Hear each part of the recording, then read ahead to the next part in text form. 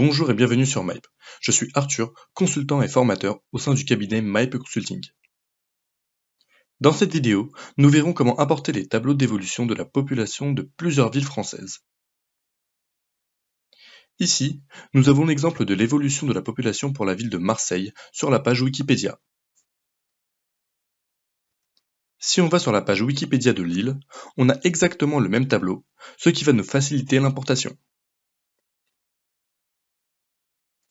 S'ils n'étaient pas de la même structure, on ne pourrait pas les importer. Ainsi, on va créer une base de données regroupant les tables d'évolution de la population pour plusieurs villes françaises. Avant de commencer, n'oubliez pas de vous abonner à notre chaîne YouTube pour plus de vidéos sur Power BI.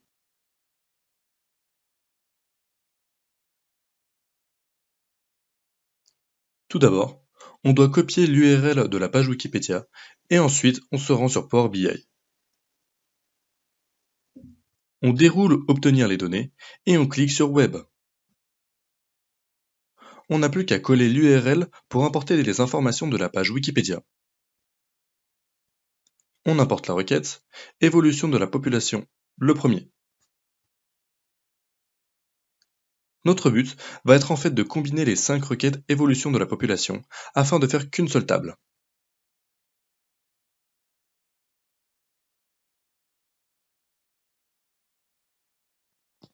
Le problème de lorsque j'en importe qu'une seule, c'est qu'il n'y a pas toutes les dates.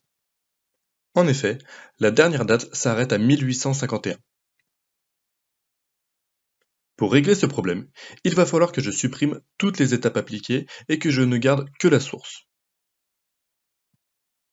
Je dois modifier la fonction par web.page et web.contents au lieu de web.browsercontents.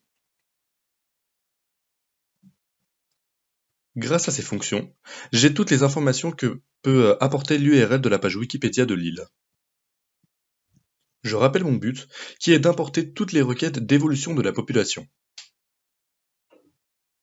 Et pour cela, je vais mettre en place un filtre textuel sur la première colonne qui va contenir le mot population.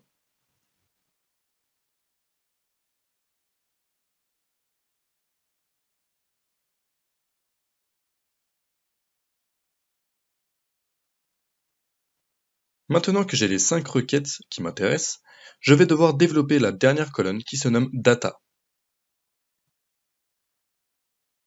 Attention, il est très important de cliquer sur Charger plus, car sinon nous aurons les informations que pour les dates affichées ici. C'est-à-dire que notre tableau s'arrêtera à l'année 1896. Ensuite, on décoche les valeurs qui ne nous intéressent pas, c'est-à-dire à partir du mois.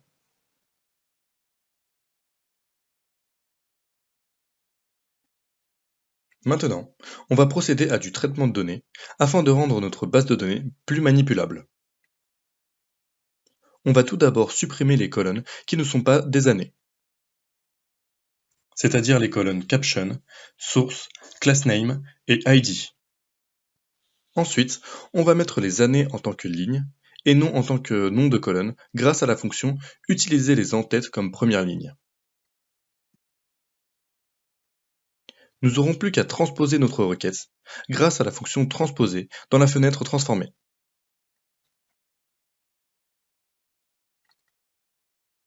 Et enfin, on fait un clic droit sur la première colonne et dépivoter les autres colonnes pour avoir la population qui correspond à l'année. On n'a plus qu'à supprimer la colonne Attribut.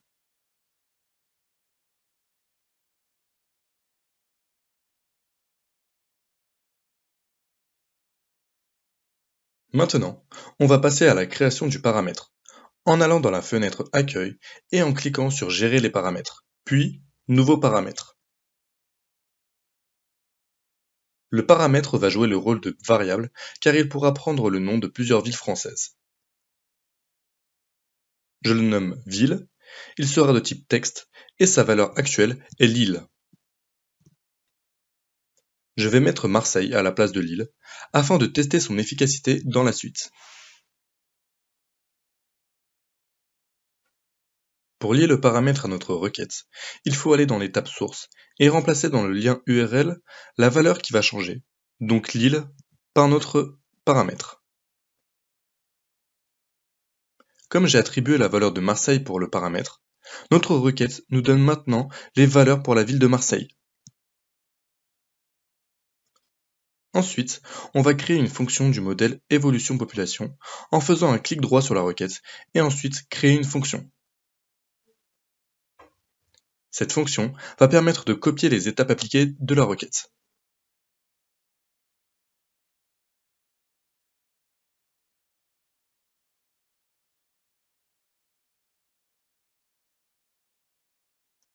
Je vais enfin passer à la création de la base de données qui va regrouper l'évolution de la population pour 20 villes françaises. On peut prendre plus de 20 villes, mais ici, on limite la liste afin que les visuels soient lisibles et pas surchargés. Pour cela, il me faut d'abord une liste des villes en France.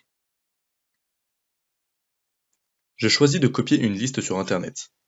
Cette liste, je dois l'importer sur Power BI en tant que nouvelle requête. Ainsi, je clique sur Entrer les données et je colle la liste qui vient du site. Je renomme la nouvelle requête en tant que BDD évolution population. Je procède ensuite à quelques traitements de données afin de n'avoir que le nom des villes et non le classement, notamment en utilisant la fonction fractionner la colonne.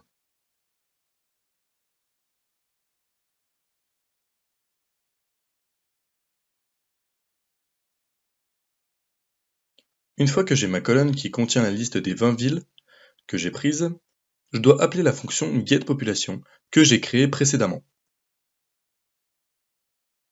Je dois aller dans la fenêtre Ajouter une colonne et cliquer sur Appeler une fonction personnalisée.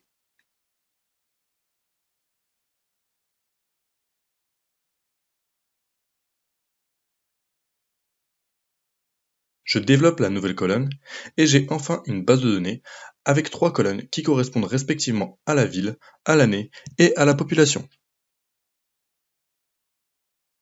Pour la dernière étape dans Power Query, je convertis la colonne population en nombre entier, ainsi que la colonne date en date.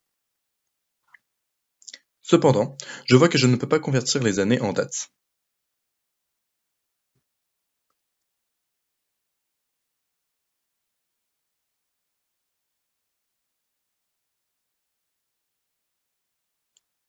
La petite astuce est de créer une colonne à partir d'exemples avec la colonne qui contient les années. Dans cette colonne, je choisis le deuxième choix, qui correspond en fait au premier jour de chaque année.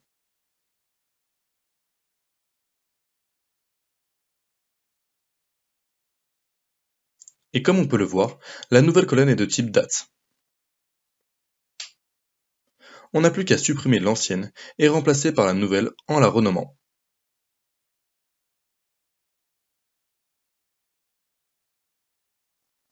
Une fois le travail terminé, on peut se rendre sur Power BI Desktop. Maintenant, on peut créer un rapport avec des visuels. Je peux par exemple créer un segment de date où l'on pourra sélectionner l'intervalle de date qui nous intéresse. Je peux aussi créer un visuel de type courbe qui représente la population de chaque ville par année. Et lorsque je modifie l'intervalle de date, mon visuel courbe s'adapte. Nous abordons ces cas lors de nos formations Power BI en présentiel ou en distanciel. Merci d'avoir regardé la vidéo. À la prochaine!